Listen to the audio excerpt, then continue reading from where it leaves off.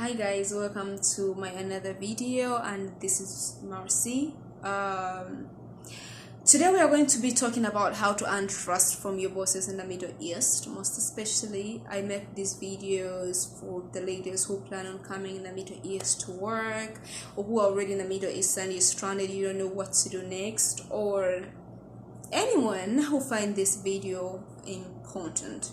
Now, first things first, we don't want to know what it means not to be trusted. How do you know you're not trusted? One, you're always going to be supervised in the house on everything you do, on cleaning, on cooking, on anything that you do. Two, there are going to be cameras everywhere to make sure they watch everything you're doing. Three, they're not gonna allow you to go into their bedrooms or clean their bedrooms without their being there to watch every move you make. The other thing is they're not going to trust you with their kids, or if they do, they're always going to be calling you, checking on you, how God's kids are doing, have you fed them, or blah blah blah, all that. Or also, if you tell them something, they always want somebody else to confirm it. Also, they will not give you freedom to Wi-Fi or internet in the house because they don't trust the way you're going to use it, or they just don't want you having that freedom with the phone. Some of them will allow your phone, some of them will not, and if they do, they will give you restrictions on how to use it. You'll be restricted in most of the house perimeters. Like they will tell you you're not allowed to be in the kitchen at this time. You're not allowed to cook this or that. You can't eat anything without my permission or something like that. A lot of things will show you that they don't trust you. So that's not the main point today. What we want to see is how you can actually earn the trust of your bosses. One, respect. If you respect your boss, that's going to earn trust from them, because you're going to listen to them. You're not going to talk to them anyhow. You're not going to reply to them in any way. You're going to respect them so much. So respecting your boss will earn their trust.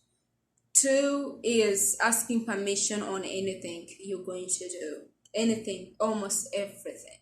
For example, this is so much important because it has caused trouble to a lot of girls. These people live a luxury life. Like I always tell you, they have money and they don't have like specific things to do with their money. So most of the times they do shopping, new clothes, new things like that. And them shopping a lot, that means they have a lot of clothes that they don't use, and every season they're going to be changing their closets for the next season. Now if they change their closet, they're going to take out those clothes and sometimes trash them, or sometimes give them to less fortunate.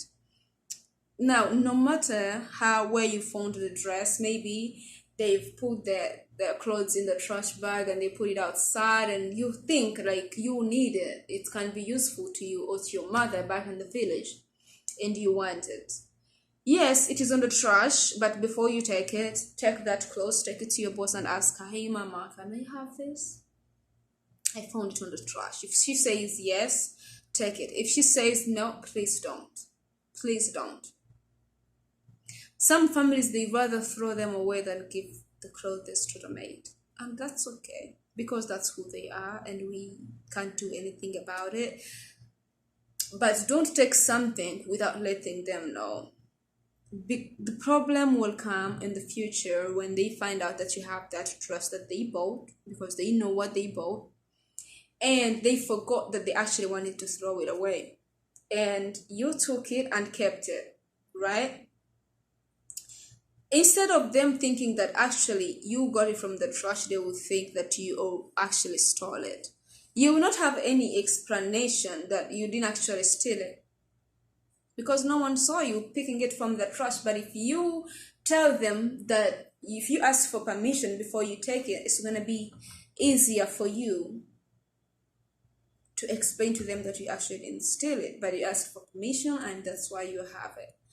And some of them don't even want you to have their clothes. They don't want to see you wearing the clothes that you once were wearing. One, you may wear them right more than them. You may look more beautiful in them more than them, which is so intimidating and embarrassing to your boss. You looking good in her clothes than her, the actual owner of her clothes.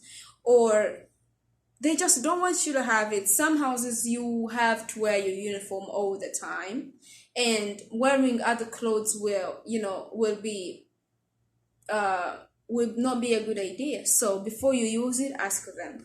Another part is that some of them, they will tell you, hey, you can use anything. If you want anything from the kitchen, you can have anything you want. That don't mean that you can go in there and eat everything you lay your eyes on.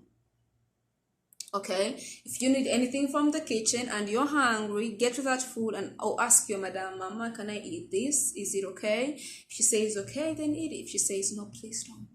Okay, please don't. Another thing is love their kids like your own kids. Okay, we all know that when you have a maid in your house and she treats your kids as her own kids, or she loves them better, you're gonna love her so much because she loves your kids more than anything else. Kids will find comfort in you, kids will love you, kids want to spend more time with you, and that will make their parents trust you with them. Another thing is, don't spend so much time on your phone. Okay, always have time for the phone, have time for work, have time for everything. Just don't spend so much time on the phone. If it's time for work, if it's time for attending to your boss, if it's time for anything, do not use your phone. It's so much good to use your phone in your room. When you're done with your work and you're about to rest, then yeah, you can go and use your phone in your bedroom. Another thing is, show them extra care.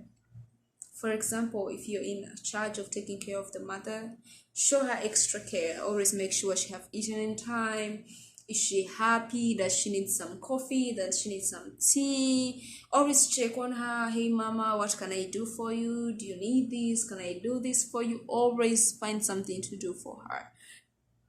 If her daughters and sons, kids see you loving their mother so much, or if she knows herself that you love her so much, she's going to trust you, she's going to give you more time with her, she's going to want to spend more time with her, and in that she's gonna make sure that you're happy with her. Yeah. Another thing is, report your mistakes. If you do something wrong, please.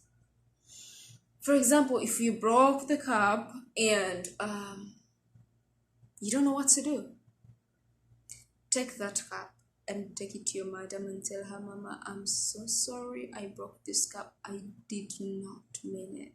It just happened. I'm sorry. I'll be careful next time. Some of them will understand. She will forgive you and she'll say, it's okay. It's just a cup. Just don't do it again.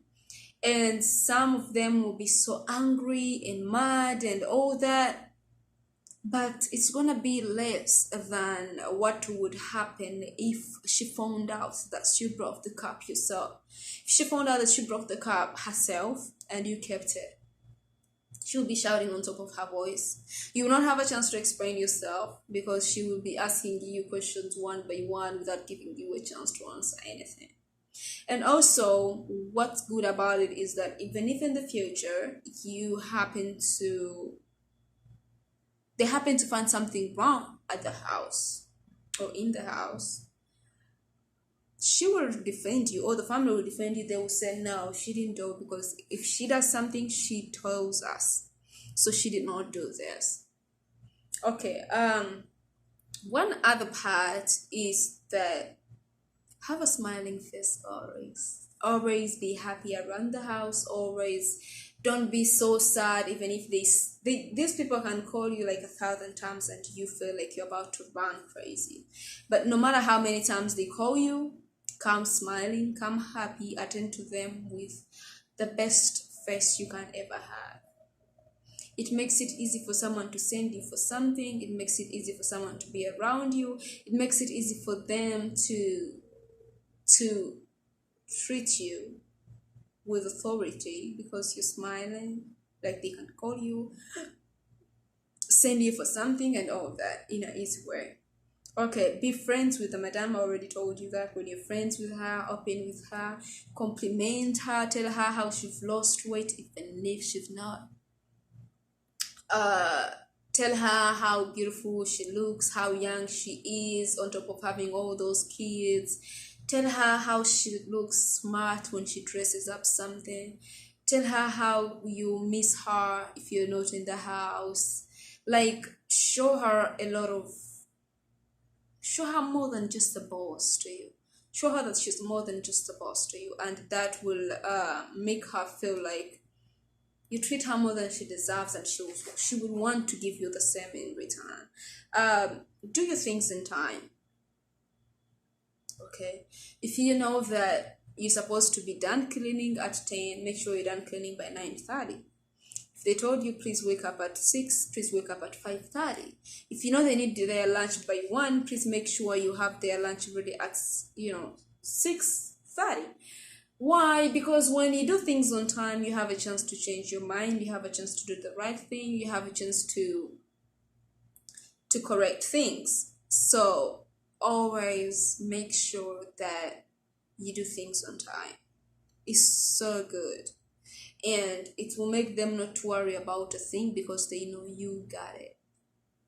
Okay, another thing is reporting your mistakes. Yeah, we're done with that. Treat them like family, like I said. Treat their kids like your own kids. Treat their mother like your own mother. Love her, show her respect. Treat her like your own mother, and it's gonna earn you some extra star in their house.